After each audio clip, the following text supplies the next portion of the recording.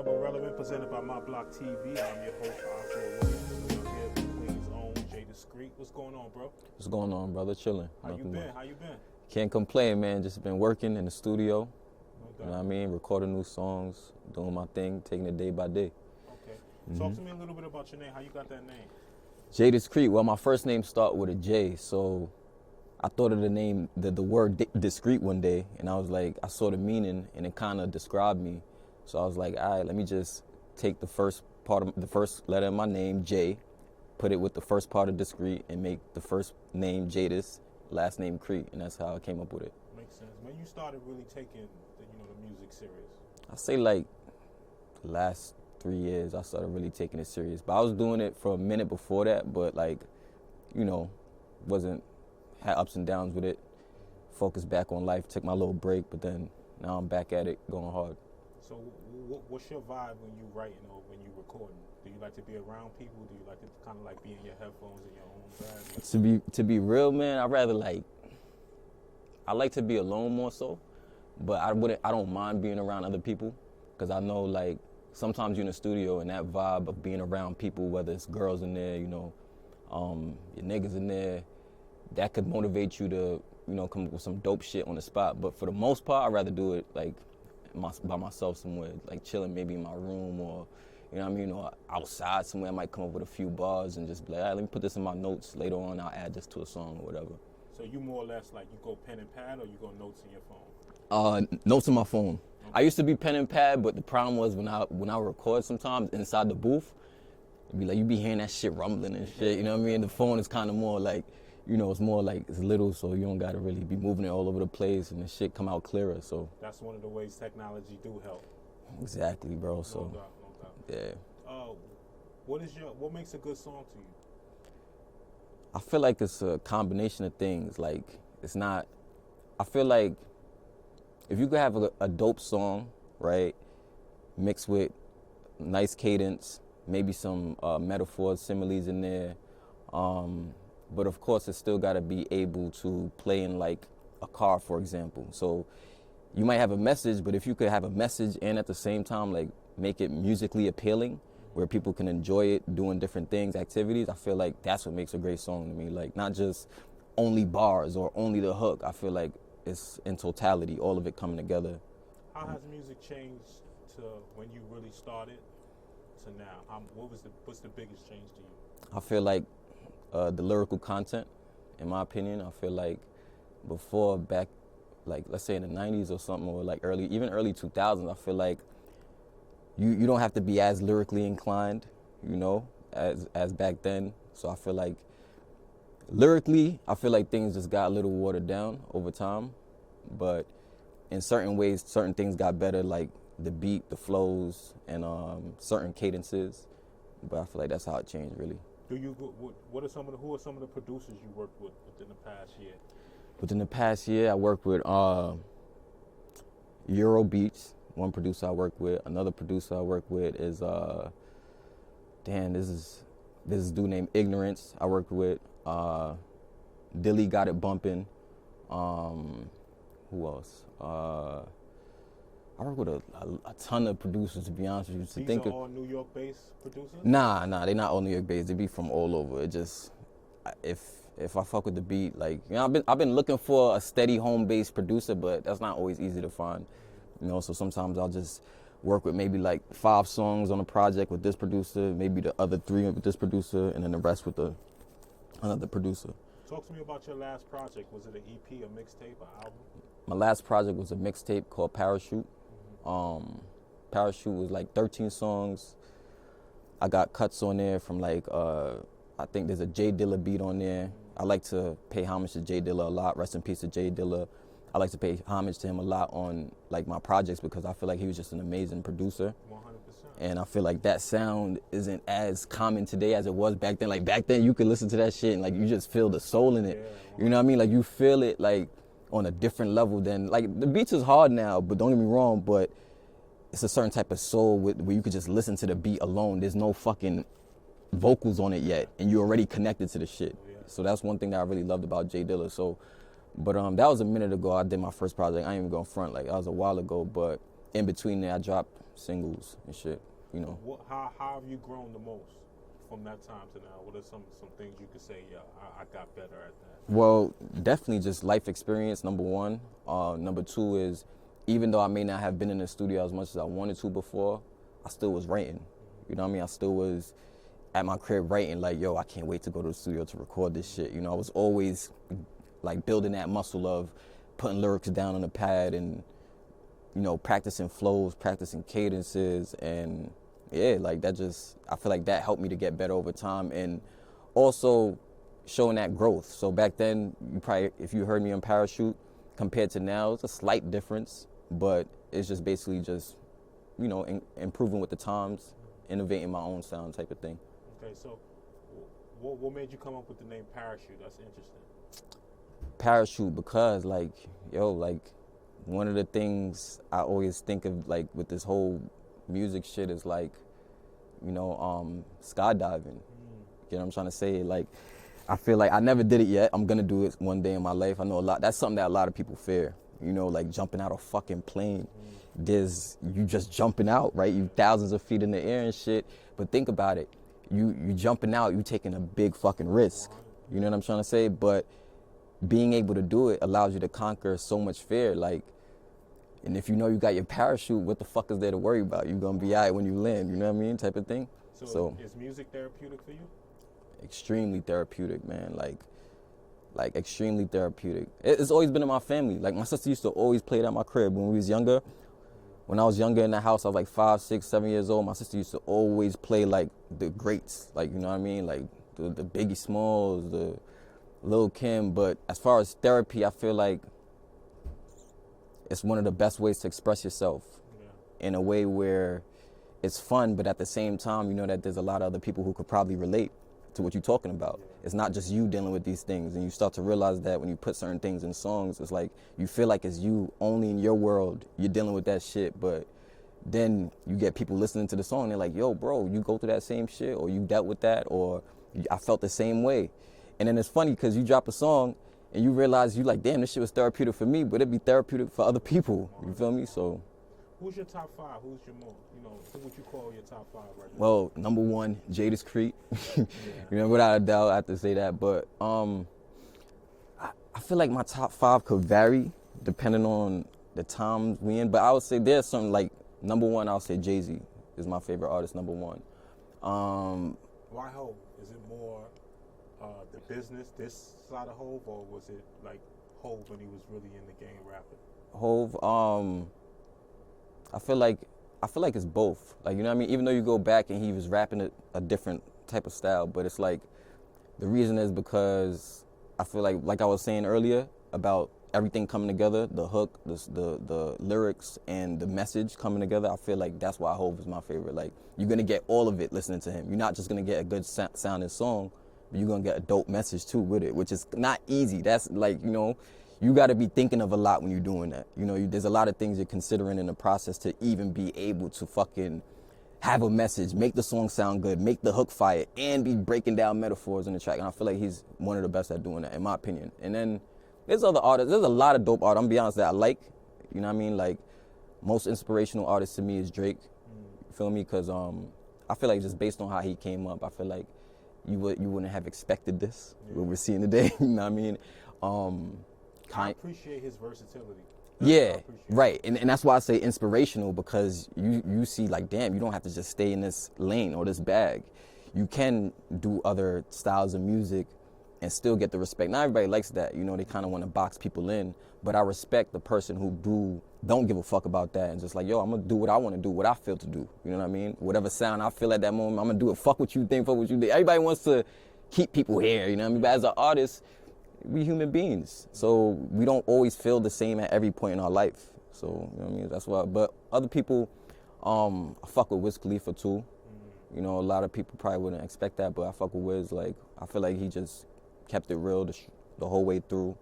But of course, you know, Jadakiss, Fab. I could go down the whole list. I love Jadakiss, all of them. Random but Relevant, presented by My Block TV. We here with Queen's own Jaydis Crete. So we got Jaydis Crete at 1. We got Hov at 2. We got Drake at 3. Yeah. We got Wiz at 4. Mm-hmm. And then at 5, I already know that's hard. So you got kind of like a combination of Kiss, Fab, all of those. Yeah, like I said though, I feel like it's so hard because I love these artists for different reasons. It's when people be like, "Oh, what's your top 10?" It's such a hard question for me to answer. Like it's hard, man, because it's like I would say number like 5 is Lil Wayne. Yeah. Lil Wayne's amazing. So, like I definitely agree with you. At any given time, someone asks you that question, it could right, it could vary, man. Depends on the time and the vibes. It's just like there's a lot of dope shit. I ain't gonna front. Like I'm not one of them people who feel like, oh, like it's only about me as the artist. Nah, there's people out there who dope, and depending on what's going on, that top 10 could vary or top 5 could vary. You know, it just depends. You know, but of course, New York artists, I love them. They're always gonna be near and dear to my heart. For sure. What do you enjoy the most? Writing the song, performing the song, or just looking at people's reaction to your song? I feel like. Or going in the booth, excuse me. I feel like performing the song, I would enjoy the most. I performed a couple times in my life. Then second, I would say in the booth. But performing the song is like, the reason why to me why that's the best is because that's like when you done basically, because I look at each song, it's kind of like you raising a child almost, you know what I mean? From the beat all the way to the hook to you completing the song, right? The song is done, but you haven't brought it out to the world yet. In the process of you bringing it out to the world is the performance. That's when you actually see the reaction, how people bop to it, how people rock with it.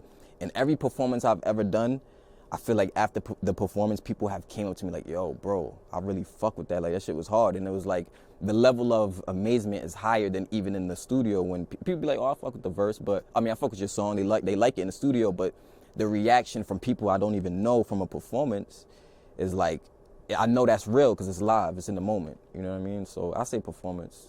Best, yeah. If I gave you an opportunity to work with 2 artists, 2 producers on this next project, who would it be? 2 artists and 2 producers on this next project. Number 1, I would say Nicki Minaj. I would want to work with. Another artist I would want to work with is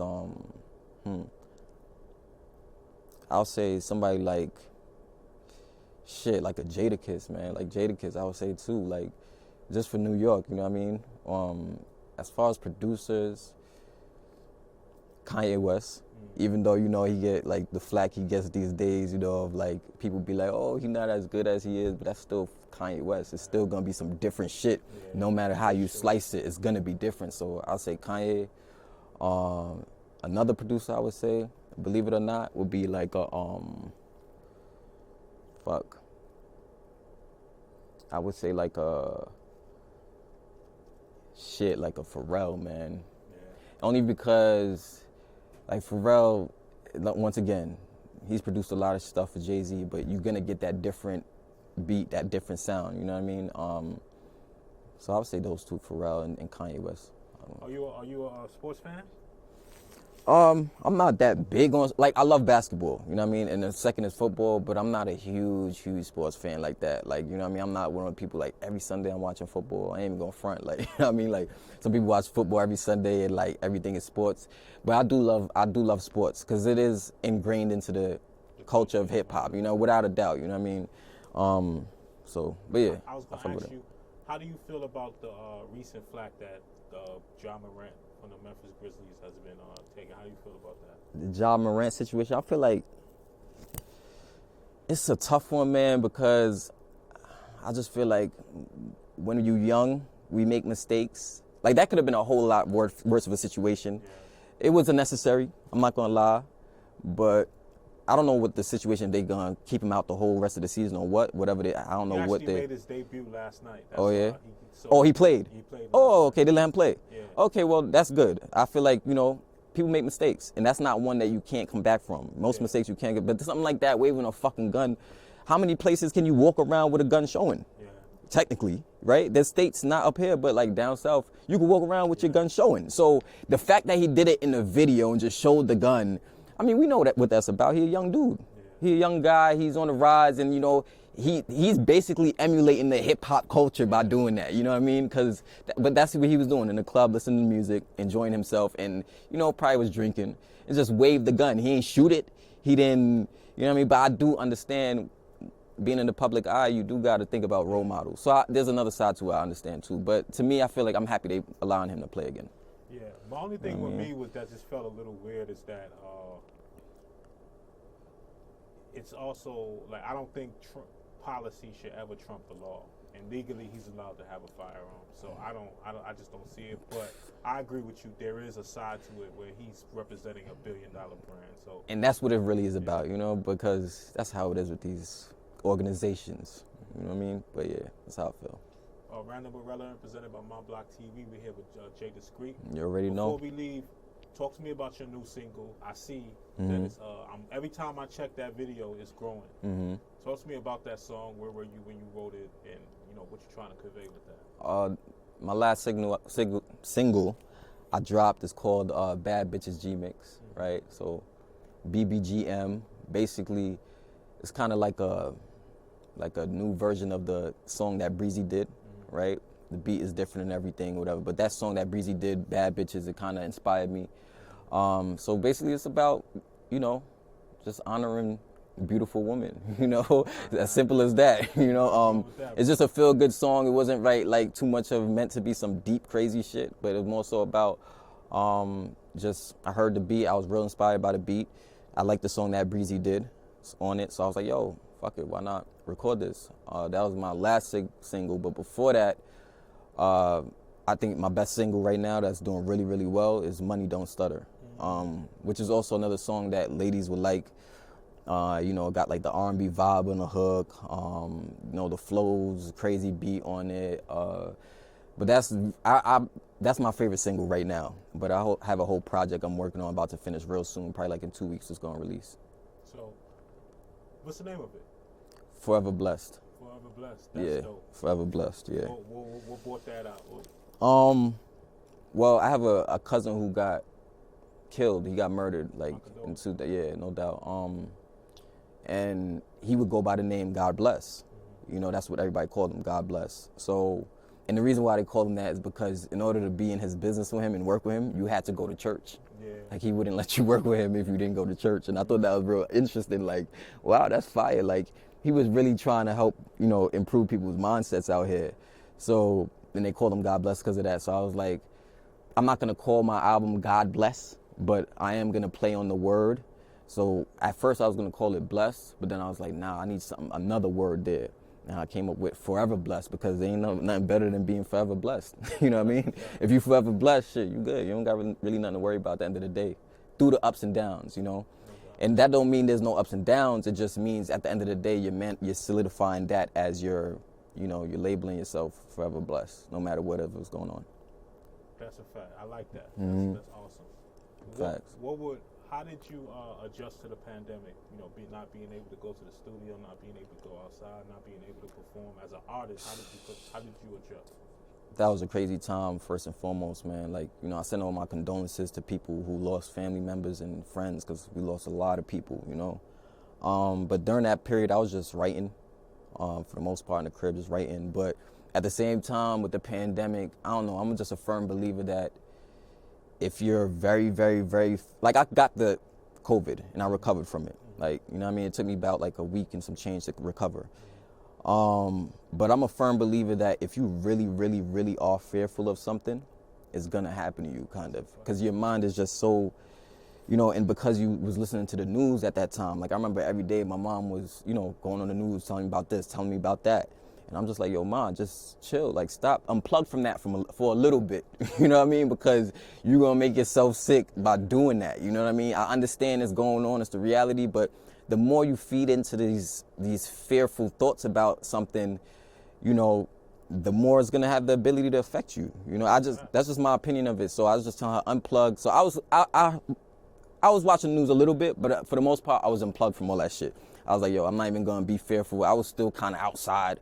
And that was kind of like the best time to be outside. There was nobody on the highway, you know, and it was just like, it was crazy. I had met a new girl at the time that I was dealing with during the pandemic, but I wasn't fearful, you know what I mean? To be honest with you, it started to onset a little bit, but then I thought about, nah, this is mind over fucking matter. And this shit sound crazy, but we're gonna get through this. right? As a people, as a nation, as a world. Shit, this shit was everywhere. But that shit, I never seen nothing like that, man. Never in my life, bro. You're right. Human beings are very resilient, so I knew we were. Yeah, I knew at the end of the day, yeah. As we approach the halfway point of 2023, what are some of your goals going into the second half of the year? Second half, drop this project, Forever Blessed, and I want to drop another project before the end of the year. And I want to get I'll say 3 more videos done from the Forever Blessed project, and then after that, I want to expand my brand. Even if I could branch off even into, we was just talking about before, we was talking about acting, right? Even something like that. I want to do that. So my goal is to drop 2 projects, drop 3 more videos. I got a video right now for a song called Real OGs. Real OGs is about to, the song ain't even dropped yet, but I'm just drop the song with the video. That should be done by Friday. I got the director, he's cutting it and stuff like that. So yeah, just working, man, getting work done. But another thing before the end of the year, or even for 2024, I know you asked about 2023. I know I'm going a little, but no, I do you think? Yeah, 2024, especially, man, I really want to work with a lot of other people, and really help all of us. You know what I mean? Help whatever somebody's doing. I want to be able to be a part of that, and they be a part of what I'm doing, and I feel like it helps all of us rise. That's a fact. At the end of the day. So yeah, that's the bigger goal for me, really, is collaboration. You got some people who not really for that, and I understand those reasons, because sometimes dealing with people, you run into little issues, dealing with motherfuckers, depending on however the vibe is, but overall, it's a good thing for everybody, because there's so much more you can do with multiple minds working together as opposed to just your fucking brain all the time. That's a fact. You feel me? That is our show for today. We want to thank Jaydis Crete. Jaydis Crete, I know. Oh, okay, we want to okay. thank Jaydis Crete for being here today. Before we go, tell everybody your plugs, where we can find your music, your YouTube, everything, your IG, everything. My Instagram is @_Shatique. That's @_SHATIQUE. My fan page, Facebook, Jaydis Crete Music. My YouTube is Jaydis Crete. Everything on all social platforms, Spotify, Tidal, all the streaming platforms, same thing, Jaydis Crete. I'm going to spell it one more time. JAYDIS space CRETE. That's our show for tonight. We want to thank Jaydis Crete for coming through. Don't forget to check us out every Wednesday, 9 p.m., exclusively on QPTV Spectrum. Also Saturday at 1:30, QPTV Spectrum. Stay up, good people. You know what it is.